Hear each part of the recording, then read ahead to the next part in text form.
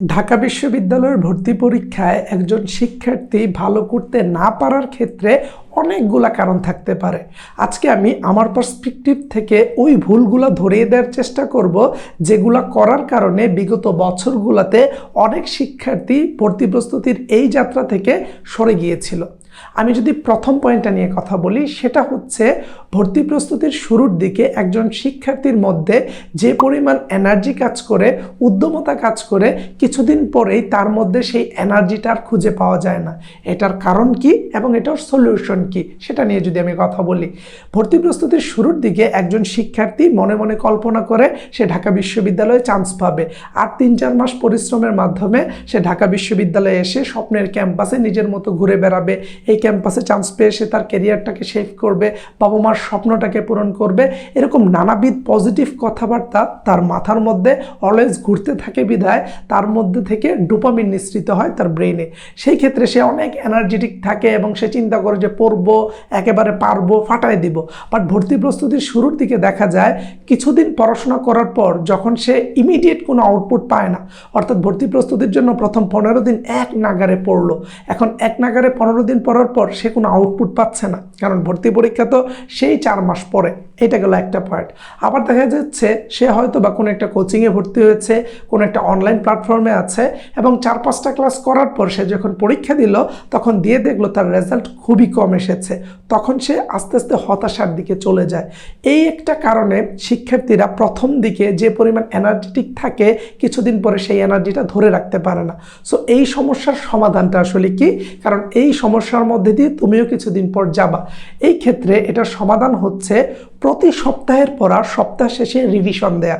ধরো এই সপ্তাহে তুমি যা পড়েছ, শুক্রবার সময়টাকে নিয়ে সমগ্র 6 দিনের পড়াকে এমনভাবে রিভাইজ করবা যাতে করে তোমার কোনো কিছু বাকি না থাকে। তারপরে তুমি যখন পরের সপ্তাহে পড়লা, পরের সপ্তাহের পড়া শেষ করার পর তুমি গত 15 দিনের পড়া বা গত 14 দিনের পড়া 15 নাম্বার দিনে একেবারে সব রিভাইজ দিবা সারাদিন। তাহলে হচ্ছে কি, তুমি যা যা পড়ছো সব কিছু রিভাইজ থাকছে, তোমার মনে থাকছে, এবং তৎকালীন সময়ে তুমি যদি নিজেকে জাজ করতে যাও, তুমি ওই ক্লাস টেস্টগুলো দাও, দেখবা তুমি ভালো করছো, কারণ তুমি রিভাইজ করছো। সো এই ক্ষেত্রে গুরুত্বপূর্ণ একটা পয়েন্ট হচ্ছে, আমরা যাই পড়ি না কেন একটা নির্দিষ্ট সময় পরে আমাদের সেই টপিকগুলোকে রিভাইজ দিতে হবে। রিভাইজ যদি না দেই তাহলে আমরা এই জিনিসগুলো আস্তে আস্তে ভুলে যাব এবং হতাশা আস্তে আস্তে আমাদেরকে ঘিরে ধরবে। সো তুমি অল দ্য টাইম পজিটিভ থাকবা এবং মাথায় রাখবা তুমি যতবার রিভাইজ দিবা বিষয়গুলো ততটা পাকাপোক্তভাবে তোমার ব্রেনে স্থায়ী হয়ে থাকবে এবং ভর্তি পরীক্ষায় ভালো করার ক্ষেত্রে তুমি ততটাই এগিয়ে যাবা। এখন কি শুধু 15 দিন রিভাইজ দিয়ে থেমে যাবা? না, তুমি 1 মাস পরে সম্পূর্ণ 1 মাসের পড়া দরকার হয় 2 দিন সময় নিয়ে বা 3 দিন সময় নিয়ে শেষ করে ফেলবা, যেন গত 1 মাসের কোনো পড়ার বাকি না থাকে, এবং কন্টিনিউয়াসলি ওই কন্টেন্টগুলা বারবার রিভাইজ দিবা। ধরো তুমি এমসিকিউ পড়তেছো, তুমি যে টপিকটার এমসিকিউ পড়তেছো সেটার এমসিকিউগুলো এত ডিটেলসে পড়ো, বিগত বছরের সব প্রশ্ন যেন তোমার একেবারে মুখস্থর মতো থাকে। বুঝে বুঝে তো পড়বাই, তার বাইরে যেন মুখস্থর মতো থাকে, তুমি দেখেই বলতে পারো এটা কোন ইউনিভার্সিটির কত সালের প্রশ্ন। ওইরকমভাবে পড়ার ট্রাই করো, এটা সত্যিই তোমাকে অনেক বেশি পরিমাণে হেল্প করবে ভর্তি যুদ্ধের এই জার্নিতে। তারপরের পয়েন্টটা নিয়ে যদি আমরা কথা বলি, সেটা হচ্ছে ওভার থিঙ্কিং। অ্যাডমিশন জার্নির এই সময়টাতে শিক্ষার্থীরা অতিরিক্ত চিন্তা করে যে আমি পারবো কি না, আমার তো ক্লাস টেস্টের রেজাল্ট ভালো হলো না, এত বড় লেকচার শিট আমি শেষ করতে পারছি না, যেদিন ক্লাস করছি ওই দিনের পড়াটা আমি একদিনে শেষ করতে পারছি না। এটা কোনো প্রবলেম না। দেখো, আমি যখন আমার ভর্তি প্রস্তুতি শুরু করেছিলাম, আমার এক একটা লেকচার শিট পড়তে শুরুর দিকে 7-8 ঘন্টা 9 ঘন্টা সময় লাগতো। বাট আস্তে আস্তে যখন মাস 1.5 মাস গেল, ওই সেম টাইপের একটা লেকচার শিট পড়তে আমার সময় লাগতো 3 থেকে 4 ঘন্টা, বা এই জিনিসগুলো আমি আগেই পড়ে ফেলেছিলাম। সো এইটা একটা জিনিস তুমি বারবার মাথায় রাখবা, ওভার থিঙ্কিং করবা না। তোমার কাছে কখনোই এটা মনে হওয়ার কারণ নেই যে আমি মনে হয় পারবো না, আমার দ্বারা মনে হয় হবে না, এত পড়া আমি কিভাবে শেষ করব। পড়া যদি তোমার কাছে বেশি হয়, অন্যান্য সবার কাছেই বেশি, অর্থাৎ পড়ার অ্যামাউন্টটা প্রত্যেকটা স্টুডেন্টের জন্য সেম। সো বিষয়টা এমন না যে শুধু তোমার জন্য অনেক পড়া দেওয়া হয়েছে, তাদের জন্য পড়া কম। সবাই ভর্তি প্রস্তুতির এই সময়টাতে সেম প্রেশারের মধ্যে দিয়ে যায়। সো তুমি এই প্রেশারটা নিয়ে চিন্তা না করে সমাধানের কথা ভাবো। এবং ওভার থিঙ্কিং যদি তুমি করো, সেই ক্ষেত্রে আমি বলবো যে আমার ইউটিউব চ্যানেলের সাথে থাকো।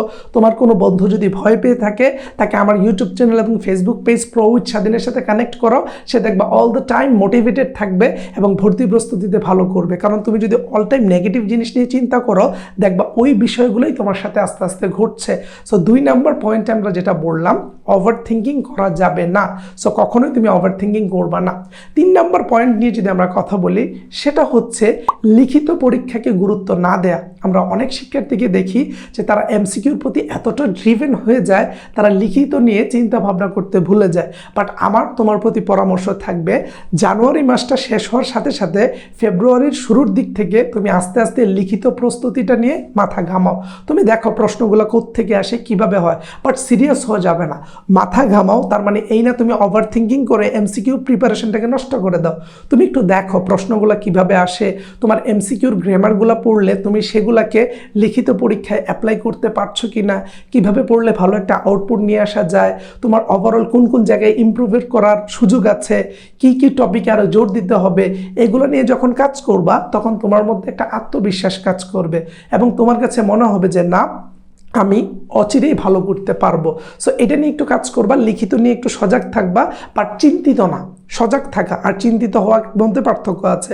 খোঁজখবর রাখবা এবং তোমার যখন ফেব্রুয়ারির রেজাল্টটা দিয়ে দিবে, রেজাল্টের পরে পুরা ড্রিভেন হয়ে তুমি রিটেন এবং এমসিকিউ প্যারালালি পড়বা। বাট এখন রিটেন নিয়ে মাথা ঘামানোর দরকার নাই, কারণ এমসিকিউতে যদি তুমি ফেল করো, তোমার লিখিত খাতাই দেখা হবে না। সো এই ক্ষেত্রে কিন্তু এমসিকিউ খুবই গুরুত্বপূর্ণ। যদিও তোমার মনে হয় পড়লেই পারবো, বাট পড়লেই যদি পারা যেত, তাহলে প্রতি বছর এত এত শিক্ষার্থী শুধুমাত্র এমসিকিউতে ফেল করতো না। সো এই পয়েন্টটাকে একটু নোট করে রাখো তোমার মাথায়। আশা করি সেটা তোমার ভর্তি প্রস্তুতির এই সময়টাতে অনেক বেশি পরিমাণে কাজে দিবে। আমরা যদি পয়েন্ট নাম্বার 4-এ যাই, যে আসলে তোমার ভর্তি প্রস্তুতির সময়টাকে তুমি কিভাবে কাজে লাগাবা। দেখো, ভর্তি প্রস্তুতির এই সময়টাতে অনেক শিক্ষার্থী আছে অনেকগুলা বড় ভাইকে মেন্টর হিসাবে মানে। এইটা একদিকে প্রবলেম, আবার একদিকে ভালো। দেখো, ভালো কোন দিকে, তুমি অনেকগুলো ভাইয়ের আইডিয়া নিয়ে তোমার প্রস্তুতি গুছাতে পারো। বাট আমি এরকম অনেক শিক্ষার্থীকে দেখেছি অ্যাডমিশনের এই টাইমে তারা অনেকগুলো ফ্রি ক্লাস করে, ফেসবুকে লাইভ ক্লাস দেখে, ওইখানে রাইট ফর্ম অফ ভার্বের ক্লাস করলো, নাউনের ক্লাস করলো, সে বাংলা সমাসের ক্লাস করলো, ধ্বনিবর্ণের ক্লাস করলো। যে ক্লাসগুলো সে পারে, যে কন্টেন্টগুলো সে জানে, শুধুমাত্র ঢাকা বিশ্ববিদ্যালয়ের একটা বড় ভাই লাইভে এসে তার নাম বলবে এবং সে তার নামটা শোনার কারণে 1 ঘন্টার সময় শুধুমাত্র রাইট ফর্ম অফ ভার্বের 10টা বা 15টা এমসিকিউ শেখার জন্য দিয়ে দিচ্ছে, কিংবা 18 বছর বয়স কবিতার জন্য দিয়ে দিচ্ছে। বাট আমার কথা হচ্ছে, ছোট ভাই, ছোট আপু, তুমি যদি আমার আপন ভাই হতা, তুমি যদি আমার আপন বোন হতা, আমি তোমাকে বলতাম যে ইউটিউব চ্যানেলে বা ফেসবুকে এতগুলো অনলাইন কন্টেন্ট ক্রিয়েটরকে ফলো না করে যে কোনো 1জন বা 2জনকে তুমি ফলো করো। ওই 1-2জন ভাইয়ের কথাগুলা মেনে চলো এবং তুমি তোমার প্রস্তুতিটাকে গুছিয়ে নাও, একটা রুটিন অনুযায়ী পড়াশোনা করো। দিন শেষে যার প্ল্যানিং যত দুর্বল, যার রুটিন যত উইক, তার চান্স পাওয়ার সম্ভাবনা ততটাই কম। সো এই ক্ষেত্রে 10-15টা বড় ভাইকে ফলো না করে যে কোনো একটা বড় ভাইকে নিজের ভাইয়ের মতো মেনে তার কথাগুলো তুমি সুন্দরভাবে শুনবা এবং সেগুলোকে তুমি অ্যাপ্লাই করে তোমার ভর্তি প্রস্তুতিটাকে গুছিয়ে নিলে আমার বিশ্বাস তুমি এই জার্নিতে অনেক ভালো করতে পারবা। সো এটা নিয়ে তুমি কাজ করতে পারো, যে অনেকগুলা মেন্টরকে ফলো না করে, অনেকগুলা অনলাইন এই কন্টেন্ট ক্রিয়েটরকে না দেখে তুমি যেটা করতে পারো, 1 থেকে 2জনকে বড় ভাই হিসাবে মেনে তাদের কথাবার্তাগুলো শুনতে পারো এবং ফ্রি লাইভ ক্লাস বেশি করার দরকার নাই। তোমার যদি মনে হয় তুমি কোনো অনলাইন বেচে ভর্তি হও নাই, তুমি কোনো পেইড বেচে যুক্ত হও নাই, সেই ক্ষেত্রে তুমি হচ্ছে ফ্রি ক্লাসগুলো করো। এখন তুমি একটা পেইড বেচে পড়তেছো, সেইখানেও তোমাকে পড়াচ্ছে, বাট তুমি ওই পড়াটা বাদ দিয়ে ফেসবুকে এসে ভিডিও দেখছো বা ফেসবুকে এসে তুমি লাইভ ক্লাস করছো আরেকজনের, সেটা তোমার জন্য সত্যিই হার্মফুল। যে কোনো একটা জায়গায় ভর্তি হয়ে থাকলে সেই ভাইয়াটাকে ধরে পড়াশোনা শুরু করো, সবগুলা ভাইয়াই ভালো। বাট সবগুলা ভাইয়াকে একসাথে ভালো না, সবগুলা ভাইয়া ভালো কিন্তু সবগুলা ভাইয়া একসাথে ভালো না, কারণ একসাথে এতজনের পরামর্শ এতজনের গাইডলাইন তুমি তোমার ব্যক্তিগত লাইফে অ্যাপ্লাই করতে গেলে তুমি সমস্যার মধ্যে পড়বা, সমাধান খুঁজে পাবা না।